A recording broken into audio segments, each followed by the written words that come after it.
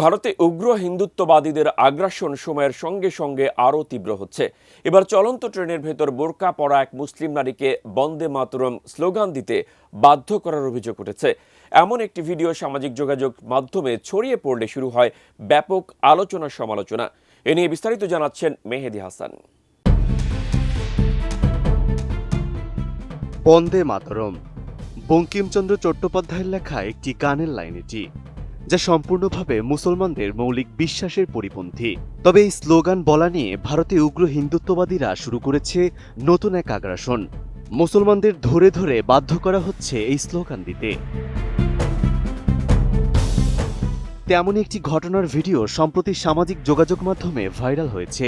ভিডিওতে দেখা যায় চলন্ত ট্রেনের ভিতরে এক মুসলিম নারীকে ঘিরে ধরে কিছু উগ্র হিন্দুত্ববাদী যাত্রী তাকে বন্দে মাতরম স্লোগান দিতে জোরপূর্বক বাধ্য করছে।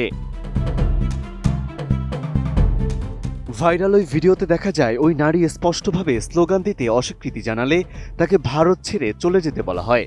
এমনকি দেশপ্রেমের প্রশ্ন তুলে তাকে অপমান করার চেষ্টা করা হয়। তবে চাপের মুখে ওই নারী দৃঢ় অবস্থান নেন এবং বলেন ইচ্ছার বিরুদ্ধে কোনো স্লোগান দিতে তাকে বাধ্য করা যাবে না এবং দেশপ্রেম প্রমাণের জন্য কারো কাছ থেকে সার্টিফিকেট নেয়ার কোনো প্রয়োজন নেই।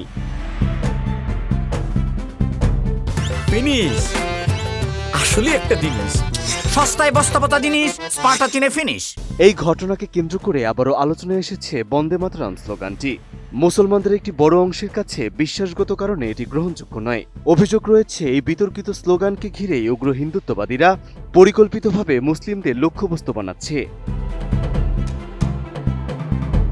বিশ্লেষকদের মতে বিজেপি শাসিত রাজ্যগুলোতে উগ্র হিন্দুত্ববাদী গোষ্ঠীগুলো এখন আরও আক্রমণাত্মক অবস্থায় আছে। বাস, ট্রেন, রাস্তা কিংবা শিক্ষা প্রতিষ্ঠানে মুসলিমদের ধরে ধরে জাতীয়তাবাদী বা ধর্মীয় স্লোগান দিতে বাধ্য করা হচ্ছে।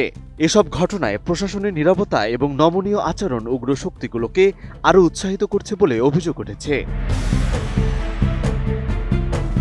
এর আগে 2014 সালে নরেন্দ্র মোদীর নেতৃত্বে বিজেপি সরকার ক্ষমতা আসার পর থেকেই বন্দে মাতরম এবং জয় শ্রীরাম স্লোগানকে কেন্দ্র করে একাধিক সহিংস ঘটনার খবর প্রকাশিত হয়।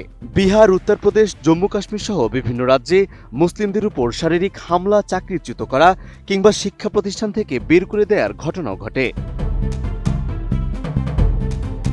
2017 সালে মিরাটের মিউনিসিপ্যাল কাউন্সিলে মুসলিম প্রতিনিধিদের বন্দে মাতরম বলতে বাধ্য করার ঘটনাও দেশজুড়ে তখন সমালোচনা তৈরি করেছিল।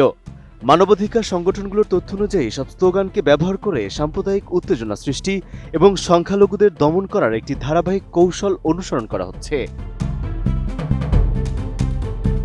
চলন্ত ট্রেনের ওই ভিডিওতে নারীর দৃঢ়তা সামাজিক মাধ্যমে প্রশংসিত হলেও একই সঙ্গে প্রশ্ন উঠেছে ভারতের তথাকথিত গণতন্ত্র ও ধর্মনিরপেক্ষতার বাস্তব চিত্র নিয়ে। তাই পরিস্থিতি নিয়ন্ত্রণে এখনই কার্যকর পদক্ষেপ না নিলে সামনে বড় সংঘাতের আশঙ্কা করছেন বিশ্লেষকরা। Mehedi Hasan, ATN news.